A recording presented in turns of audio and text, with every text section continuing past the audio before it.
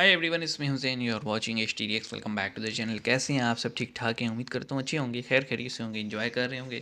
Topic जनाब आज का बड़ा अजीब है। हमें एक वीडियो भेजा गया था, टाइटल उसका है जी I am Nujood, as 10 and divorced. और ये काइंड ऑफ एक कह लें कि एक बुक है जो कि पब्लिश हुई है। और टाइटल इसका यही है, I am Nujood as 10 and divorced. Nujood Ali जो हैं उन्होंने शायद इसको लिखा है, या फिर उनकी ऑटोबायोग्राफी है। तो हम ज़रा सा इसको ना देख लेते हैं, क्योंकि कब पब्लिश हुई। यमनी ऑथर हैं जी, यमन से ताल्लुक़ है इनका। तो अरब, काइंड ऑफ अरब है जी। Central figure in the Yemen movement against force marriage in child child marriage और फोर्स मैरिज के खिलाफ हैं। At the age of 10 she obtain a divorce, breaking with tribal tradition. तो ट्राइबल वहाँ पे जैसे हमारे यहाँ कबायली इलाके हैं जी। जैसे कबायली इलाका समझते हैं, जैसे फाटा हो गया, Waziristan, north Waziristan, south Waziristan, KPK, Balochistan के कुछ हिस्से जो कि ईरान और अफ़गानिस्तान से टच होते हैं। इसी तरह पूरा अफ़गानिस्तान, या हम इनको कहते हैं कबायली इलाके, क्योंकि यहाँ पे जो कानून है ना वो बड़ा अजीब सा है। और मतलब अकल में आने वाली चीज़ नहीं होती, लेकिन वो है, उनके उनके मामलात हैं, करते हैं, वो फॉलो भी करते हैं। तो ये चीज़ फिर शायद जो अरेबियन पेनिनसुला है वहाँ पे भी कुछ जो ट्राइबल एरियाज़ हैं वहाँ पे भी ये एग्जिस्ट करती है। तो देखते हैं क्या सीन है, फिर ही पता लगेगा। आइए शुरू करते हैं। 3 2 1 एन। तो नमस्ते। इस पुस्तक का नाम है I am Nujood aged 10 and divorced. मतलब मेरा नाम है नूजोद, मैं 10 साल की हूँ अच्छा। और 10 साल की उम्र में मेरी शादी होकर तलाक भी हो चुकी है। ये नूजोद अली नामक लड़की की सच्ची आत्मकथा है। आइए मैं आपको नूजोद अली की सच्ची आत्मकथा के कुछ पन्ने आज आपको पढ़कर सुनाती हूँ। ओके। मेरा नाम है नूजूद। मध्य पूर्व में सऊदी अरेबिया के बगल में एक छोटा सा देश है यमन। यमन। मैं यमन की नागरिक हूँ। मैं और मेरा परिवार यमन में रहते हैं। यमन में एक छोटा सा गांव है खारजी। मूलतः मैं और मेरे परिवार खारजी के रहने वाले हैं, परंतु गांव में हर्जी। कुछ खास था नहीं और बहुत सारे और अन्य कारण भी थे। इसीलिए हम सब खारजी छोड़कर यमन के बड़े नगर की तरफ चले आए। यमन के बड़े शहरों में हम बसते हैं। मेरे पिता एक दिहाड़ी मजदूर है। ओके, मतलब हर टेलीवेजिस दिन वाले। एक वहां पे जगह है, वहां पे जाते हैं और यूं बैठे रहते हैं। अगर उस दिन कोई काम हुआ तो वो बोलते हैं कि हाँ हाँ आज काम है, चलो चलो सब चलो, वहां पे एक जगह पे काम है करके। और अगर कुछ काम नहीं है तो बोलते हैं आज कोई काम नहीं है, आज किसी को कुछ काम नहीं मिलेगा, सब घर जाओ, और सारे मजदूर घर चले आते हैं। मेरे इस ख्याल में तरह इन्होंने मेरे पूरा एनालिसिस पिताजी किया एक हुआ है, दैनिक दिहाड़ी पेजेस मजदूर है। उस सेलेक्ट किए दिन का हैं। कमाते हैं और उस दिन का खाते हैं। सुबह 9 साढ़े 9 बजे तक अगर मेरे पापा वापस घर आ गए तो माँ को पता चल जाता है कि कुछ मजदूरी नहीं मिलने वाली आज। तो वो फौरन मेरे दोनों भाइयों को और कभी कभी मुझे भी भीख मांगने के लिए चौराहे पे भेज देती थी। तो बस इतना ही था हमारा जीवन। पापा को मजदूरी मिले तो हम सब स्कूल जाते थे। पापा को मजदूरी ना मिले तो हम सब चौराहे पर भीख मांगने जाते थे। तो ऐसे ही गुजर रहा था। मेरे अब्बू, जो कि एक दैनिक दिहाड़ी मजदूर है, मेरे पिताजी की 2 बीवियां और दोनों बीवियों से मिलाकर 21 बच्चे हैं। अबे 2 भाई, wives and रोजगार तेरा है नहीं तो 21 इतने बच्चे करने children। की क्या लोड़ थी? उन 21 बच्चों में से मैं भी एक हूं। एक दिन पिताजी घर आए और पिताजी ने घर आकर कहा, नवजोत के लिए एक रिश्ता आया है। लड़का अपने ही गांव का है, खारजी का। मैंने बात पक्की कर ली है। 1.5 2 महीने में नवजोत की शादी करवा के भेज देंगे। रिश्ता अच्छा, होकर वैसे कब इन्होंने के ना आए थे? वो कोई मेरी माँ से उनकी राय नहीं मांग रहे थे। बुक पढ़ी भी वो है, बस माँ को ये बता रहे प्रेस ही थे बना के कि पेश कर रिश्ता रही हैं। पक्का करके आए हैं। तो फिर ऐसे सोच पढ़ने की सोच ज़रूरत के, तो नहीं थी। डर के मारे, बहुत घबराई हुई धीमी स्वर ने मेरी माँ ने फिर भी मेरे पापा से पूछा, जी सुनिए, छोटी नहीं है अभी भी हाँ, अपनी 10 साल बहनचोद? की है। क्या छोटी है? 8-9 साल की तो हो गई है। और कितना बड़ा होना है? 8-9 साल की हो गई है, शादी करवा के भेज देते हैं। शादी करके अरे जाएगी बालिग तो होने दे तो भाई, खाना खिलाने के बलूगत लिए के घर आसार में तो एक होने दे। आदमी कम हो जाएगा। One less mouth to feed, वही लिखती है, one less mouth to feed, खिलाने के लिए एक मुंह कम हो जाएगा। ये कहकर मेरे पिता ने मेरी शादी तय कर दी। मेरी शादी तय हुई थी खादजी में रहने वाले 30 साल के एक आदमी से। 30 साल का जैसे ही आदमी, मेरी शादी तय हुई, 10 साल की मुझे बच्ची। स्कूल से छुड़वा दिया गया और ओके। स्कूल मेरा छूट गया। मेरे सारे क्लासमेट्स, दोस्त, टीचर, सबका संपर्क वहीं का वहीं टूट गया। बलूगत के आसार हुए मेरी नहीं और शादी भी शादी हो कर गई दी। और शादी के कबायली बाद इलाके। मुझे अपने पति के साथ अपना ससुराल यानी कि छोटा सा गांव खारजी वापस जाना पड़ा। रात भर के सफर के बाद हम खारजी पहुंचे। खारजी पहुंचते ही मेरी सास और मेरी जेठानी ने एक कमरा दिखाया और बोले, वो तुम लोगों का कमरा है। तो मैं कमरे के अंदर गई और मेरे पीछे पीछे मेरे 30 साल का पति भी मेरे कमरे में आया। उसने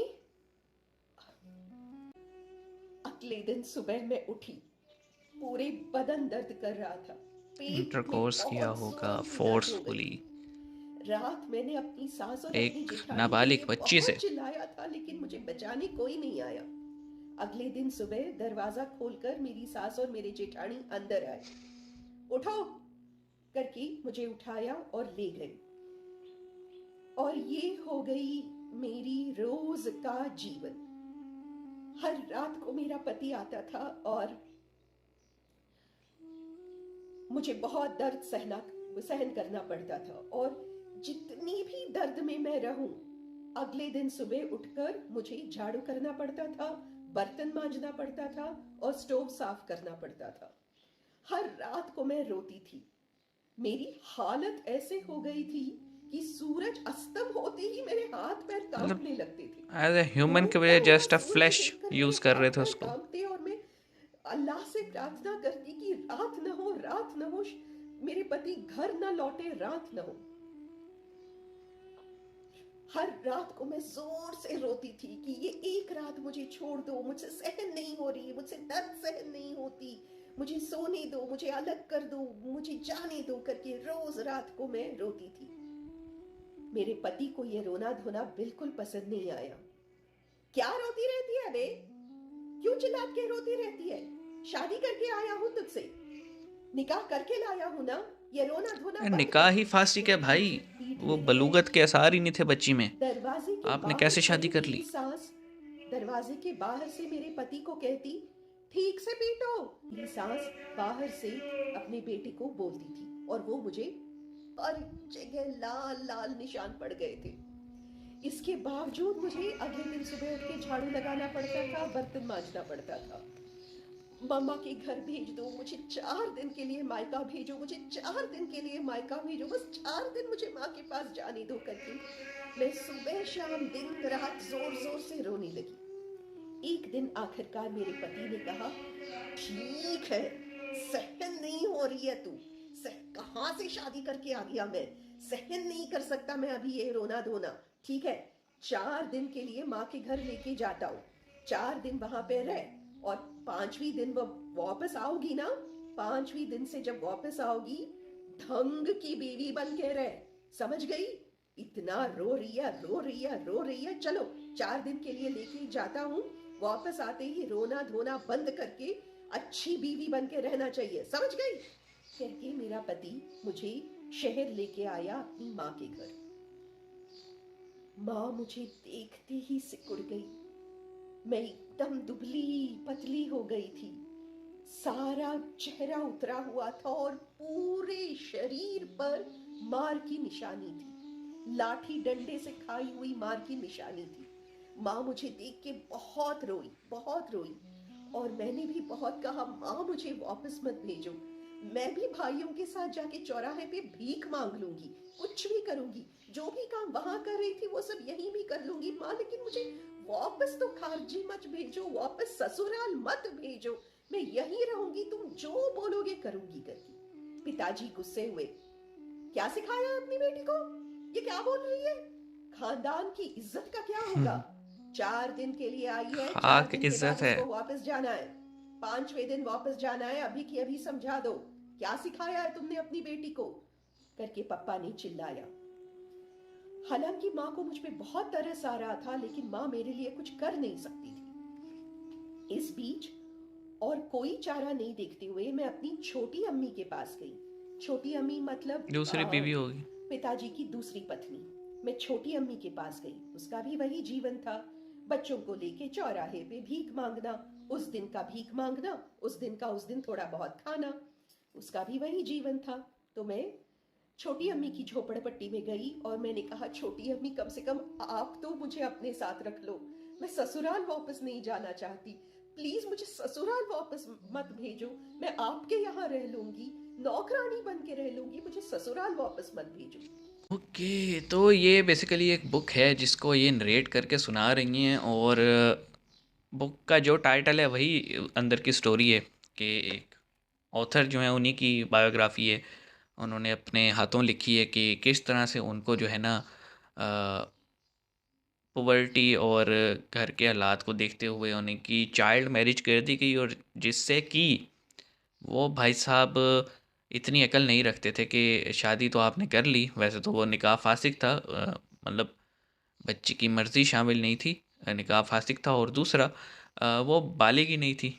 वो लड़की भी नहीं थी यार, उसे लड़की भी मत कहो, उसे बच्ची कहना चाहिए।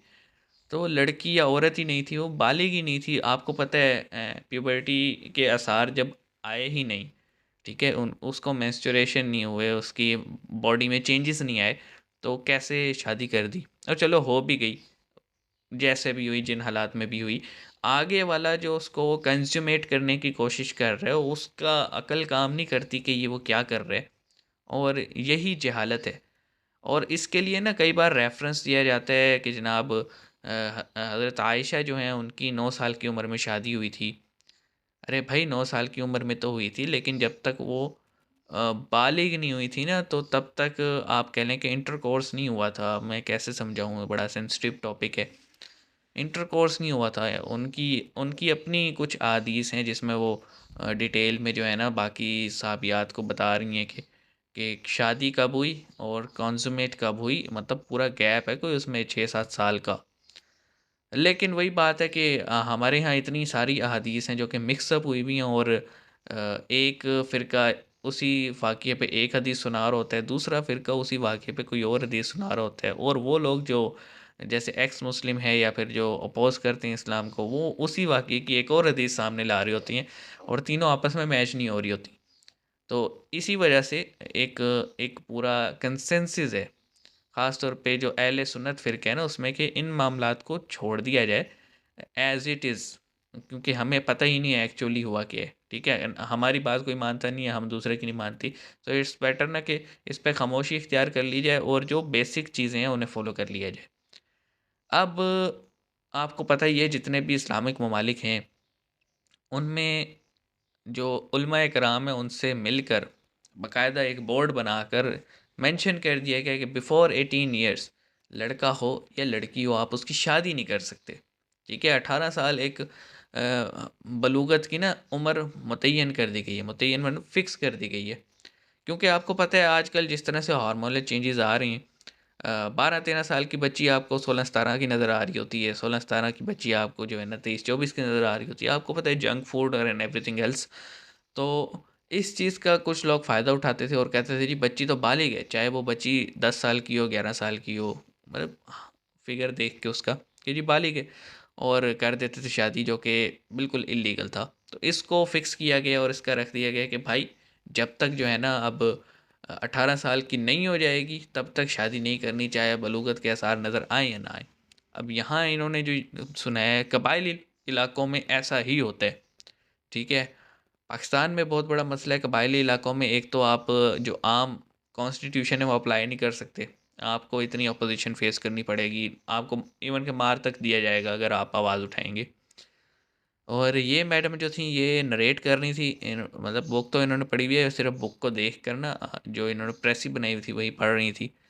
और ठीक है, एक अपना अंदाज़ है, लेकिन मैं इतना ज़रूर कहूँगा जी कि बहुत सारे ऐसे मामलात हैं जिस पे तमाम मुस्लिम जो है ना आवाज़ उठाते हैं। लेकिन country to country, place to place जो है ना वो मामलात इतने कॉम्प्लेक्स हुए हुए होते हैं कि समझ में नहीं आती। अब यमन ऑलरेडी आपको पता है एक वार टॉर्न कंट्री है, सिविल वार चल रहा है। वहाँ पे कैसे हालात होंगे आपके सामने ही है। और अगर ये अभी रिसेंट की हालात के ऊपर किताब है तो और सीन है, अगर पहले भी ये था तो फिर भाई जाहिलों की कमी थोड़ी है दुनिया में, हम तो यही कहेंगे। और मुझे पता है बहुत सारे लोग कहेंगे कि नहीं देखो, तुम्हारे प्रॉफिट ने जो है 9 साल की बच्ची से शादी की थी। मैं कब कह रहा हूँ नहीं की थी भाई, लेकिन मैं ये ज़रूर कह रहा हूँ कि 9 साल की उम्र में शादी हुई थी, लेकिन जो इंटर कोर्स था वो 9 साल की उम्र में नहीं हुआ था जैसे इस किताब में हमें नज़र आया। ठीक है, वो बड़ी डिटेल है उसकी और बहुत आप चीज़ें सामने रख के उस टॉपिक पे बात करते हैं। तो मैं नहीं समझता कि मैं इस काबिल हूँ कि उस पर बात करूँ। तो मिलते हैं नेक्स्ट वीडियो में, अपना ख्याल रखिएगा। सी यू गाइस।